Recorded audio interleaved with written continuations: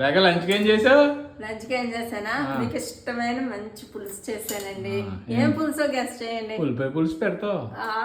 తెలిసిపోయింది. అంటే పొద్దున కొడుకు అడిగాడు కదా, వినేశారు. మీకు మీరు అడిగారండి, అడి చేత అడిగించారా, అడిగితే ఆడే అడిగాడా? చేసేసాను బంగారండి. బెండకాయలు, గుత్తంగా బెండకాయలు, పచ్చిమిర్చి, ఆనియన్స్ వేసి చక్కగా పులుసు పెట్టాను. చాలా బాగుంటుంది కదా పులుసు.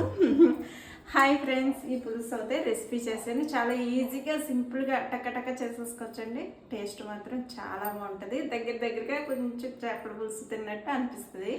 రెసిపీ అయితే పెడతానండి. పెడితే ఈవినింగ్ పెట్టచ్చు, లేకపోతే రేపు మార్నింగ్ పెట్టచ్చండి. ఇంకా ఓకేనండి. ఈరోజు లంచ్ స్పెషల్ అది ఉల్లిపాయ పులుసు అండి. మేము ఉల్లిపాయ పులుసు అంటాం. మీరు ఏ విధంగా అనిపిస్తే ఆ పేరు పెట్టి కామెంట్ చేయండి. ఓకేనా ఫ్రెండ్స్? పులుసు అయితే అయిపోయింది. మేము లంచ్ కూడా చేసేస్తాం. మరి మీ ఇంట్లో లంచ్ ఏం చేసుకున్నారు కామెంట్ చేసేయండి.